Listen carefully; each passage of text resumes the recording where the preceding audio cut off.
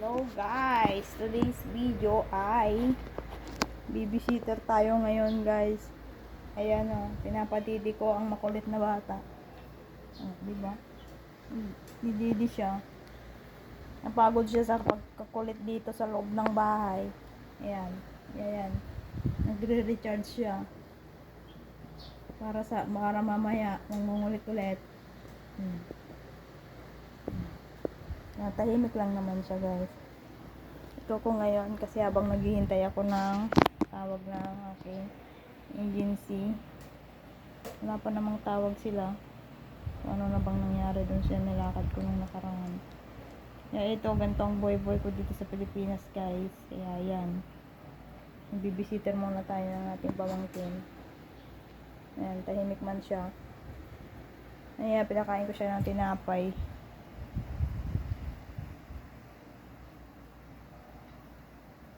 Hindi yata siya nabusog doon sa tinapay, naghingi pa siya ng gatas.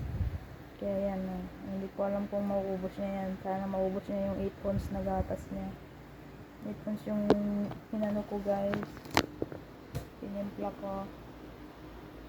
Ayan. Say hello. Hello. Tahimik lang siya.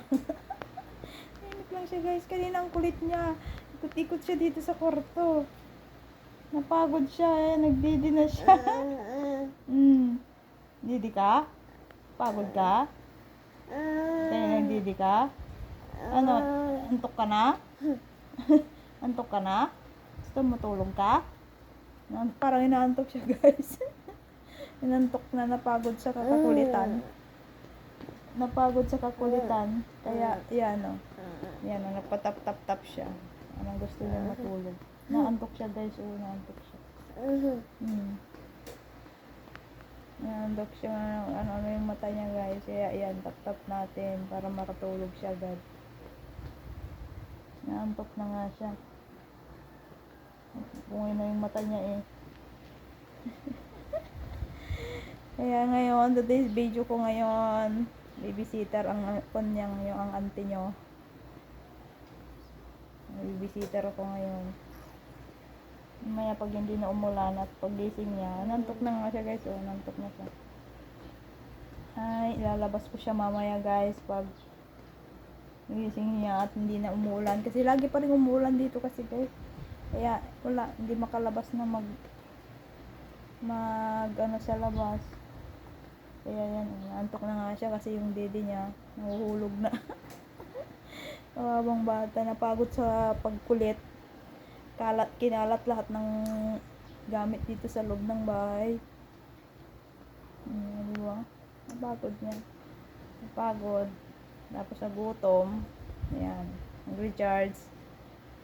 Ayan, tutulog na siya, nantok na siya.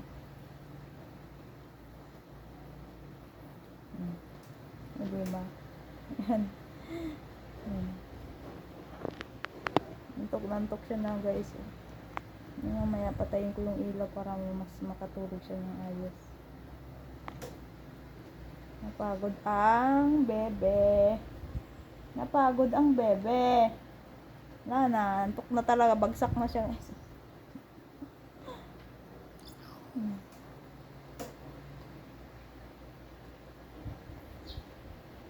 Wawa. Napagod ang batuta.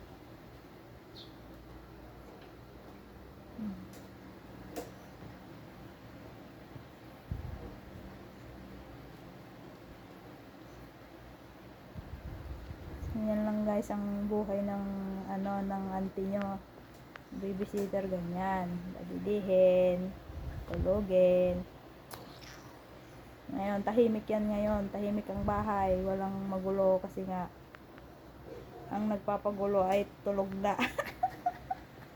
Ang kulit niya kanina guys. Ayan. Bagod siya. Ayan. Bagsak siya ngayon. Alam kung ilang oras ang itutulog niya.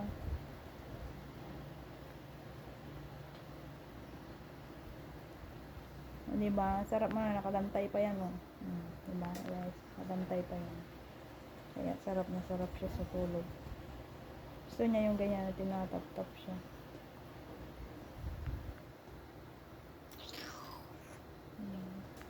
Tulog na siya guys. Yan guys.